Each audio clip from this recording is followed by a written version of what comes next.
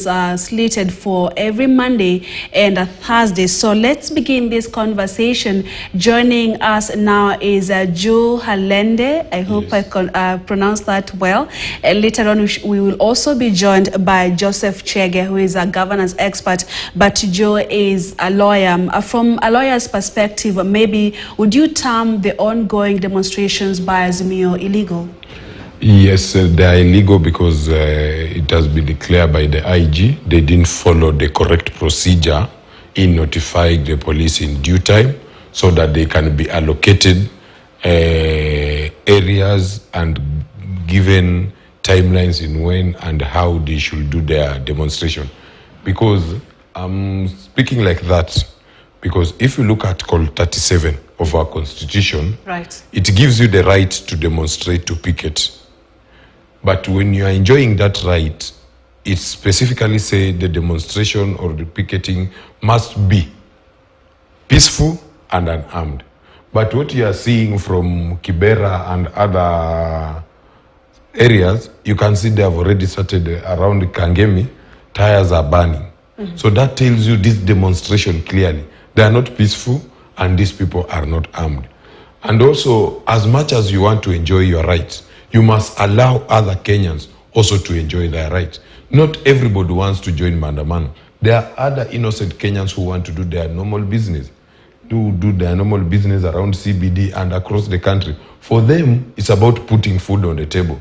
It's about having an extra shilling in their pocket. It's not about Maandamano. So if you want to do your Maandamano, please do the necessary. Notify the police. The police should give you demarcated areas and areas where you can do your demonstration as other Kenyans can continue with their lives and their business. And when you say that, I remember last week's demonstrations, that's when the police said that they were not notified on time. But this time round, there was no, because the IG was speaking yesterday and there was no mention of late notification. It was just declaring the demonstrations illegal. So what is the correct procedure? Because we saw the leaders presenting their notifications, and even we saw them on social media everywhere on time. Okay, they did that last week. So right now the issue is illegal, and what the IG again said was he gave a scenario of what happened in Kisumu, the supporters or protesters trying to disrupt a CA meeting. So what are the bases of really declaring the demonstrations illegal? Because again, as you quote in the Constitution, every Kenyan has a right to do so. Yes. Yeah. The IG yesterday declared these demonstrations today unlawful for simple reason. First, he was relying on intelligence. Intelligence across the country. Azimio leadership was dishing out money to youths so that they can come out to cause chaos today. That was the first instance. The second instance, the organizers of these demonstrations have a history. And they have shown us clearly, time and again, since 1997 up to today, that their demonstrations are not peaceful. So it's the IG... Should we judge them from what we've seen before? The IG was just correct because, one, he relied on the intelligence that he received on what was transpiring over the weekend. Money was being dished out left, right, and center to mobilize youth to cause mayhem today. Two, it is the history of the organizers. The IG is trying to say that, yes, their organizers are calling for demonstration. But time and again, their demonstrations have never been peaceful. They have always been armed. They have always been up to cause chaos. And they are always up to cause a standstill so that the country can stop. If the person who is calling for Maandamano declare first that Monday and Thursday they are holiday, he doesn't have the right, or he's not the correct person who gazettes holidays in this country.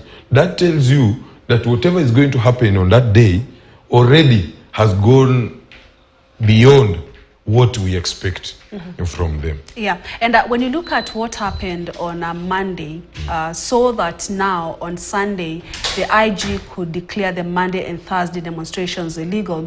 Would you say that the demonstrations on Monday were chaotic from where you stand? Yes, the demonstration Monday, clearly it was chaotic. Yeah. As early as 4 a.m., tires were burning in Kibera.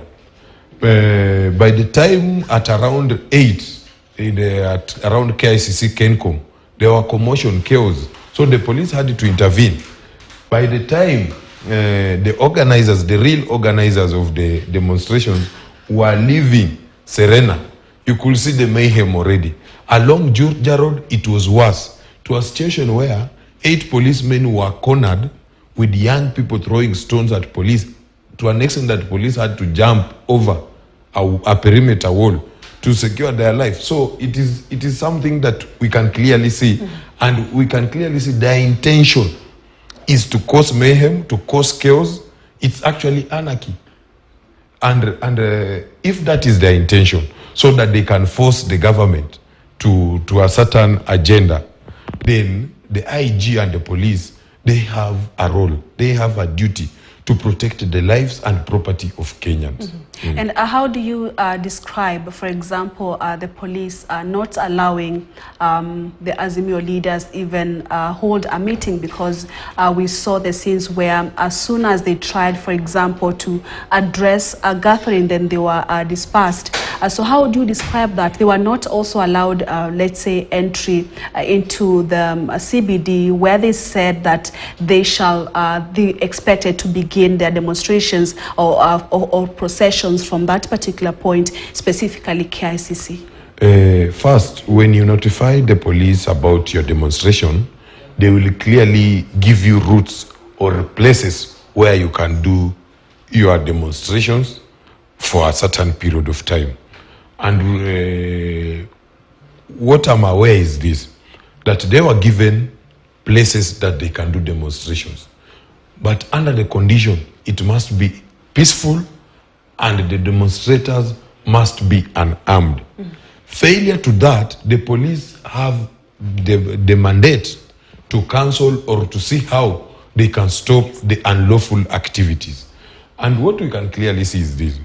Raila so far and the Azimio leadership have had almost 20 rallies across the country. And there's no single day one of their rally was cancelled. But what happened on Monday, it was about inciting young, innocent Kenyans into a confrontation with the police. Every time they could stop to address a rally, they were addressing the same mobilized crowd of youthful people who were carrying stones, so that they can incite them to throw stones to innocent Kenyans. And that's what the police were doing to stop the stoning of businesses, the distraction that was going on. Yes. All right, and let's talk about the issues that Azimio is raising and reason for their demonstrations. Then how best, before we even get to the specifics of these issues, how best then should they be addressed? Because we've seen the Azimio leaders saying that they have done their best and even sought audience with the government in vain. As a country, there are modalities in which we govern ourselves. And in Kenya, we gave ourselves, in 2010, a constitution. And that constitution clearly stipulates the role and mandates that different leaders have in this country. We have the government led by the president. We have the minority on the other side who are represented in parliament. And through parliament, they can have their say as minority. And the issues that they have raised specifically, we can go to the cost of living. Every Kenyan is feeling a pinch. And unless you come from the moon, is when you can say the cost of living is not affecting. The cost of living is high, and we accept that. And we need to address the issue to do with the cost of living and the prices of commodity. Okay. And the government has clearly stipulated how it's working on it. One of it is to reduce the cost of production, like reducing the cost of input, As we speak now, this government has managed to distribute fertilizer to over 5 million farmers across the country. In preparation to these rains that are going, farmers can be able to go to farm and produce. And allow me to cut you short, and when we return, of course, we shall also be joined by a governance expert to also tell us their views on these protests and also the issues that Azimio leaders are raising. We want to take a short break. When we return, Joseph Chege will also be part of this conversation. We are also monitoring for you what's happening in various parts of the country, even as Azimio